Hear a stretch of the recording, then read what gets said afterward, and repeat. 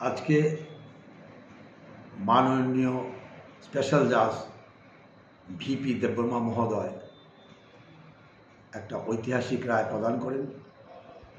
আজকে যেই মামলার রায় প্রদান করেন সেই মামলার নাম্বার হলো তেলিয়ামুড়া পিএস কেস নাম্বার 50/2016। এই মামলায় 7 জন আসামি ছিলেন। ঘটনার প্রকাশ 9/5/2016 বিকালবেলা ভিকটিম ওর বান্ধবী সহ অন্যান্য বন্ধু সহ দার্জিলিং টিলা তেলিয়ামুড়াতে বিকেলে বেড়াতে গিয়ে বাড়ি ফেরেনি। পরের দিন ভিকটিমের ডেড বডি পাওয়া যায় দার্জিলিং টিলা শ্মশান ঘাটের পাশে হদ্রায় রাস্তার মাঝখানে। এই মামলায় 7 জন আসামি অ্যারেস্ট হয়। তাদের নাম হলো বীরবল জমাতিয়া, বিনয় জমাতিয়া, সালফা জমাতিয়া, শুভ্রায় জমাতিয়া, থাইল্যান্ড জমাতিয়া, সালফা জমাতিয়া এবং খাকচান মুন্ডা।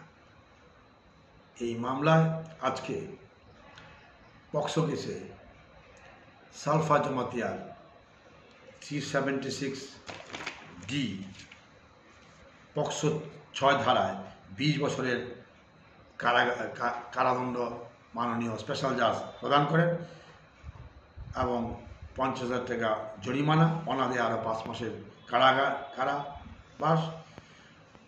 302 এই সেকশনে লাইফ ইমপ্রিজনমেন্ট, রিগোরাস আড়াই এবং 1 লক্ষ টাকা জরিমানা, অনাদে 10 মাসের জেল রায় প্রদান করে। এই মামলায় আয়ও ছিল সুমনুল্লাহ কাজী এবং তৎকালীন এসডিপিও তেলিয়ামুড়া আইপিএস অফিসার লাখি চৌহান।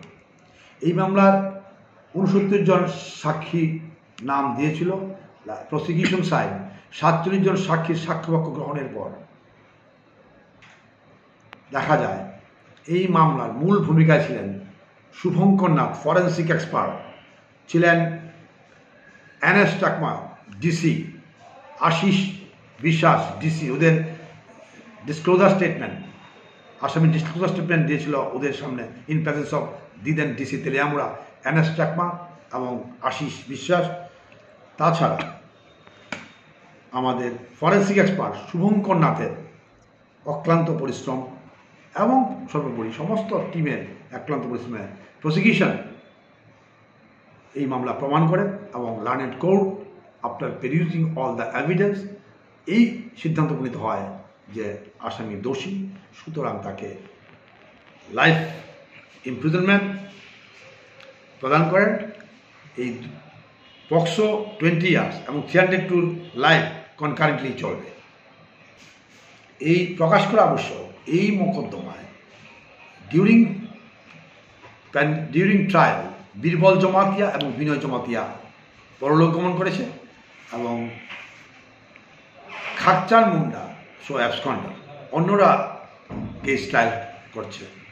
ওই কেসগুলি আবার ওদের চিলড্রেন কেস, ওগুলি আগামী দিনে জাজমেন্ট হবে।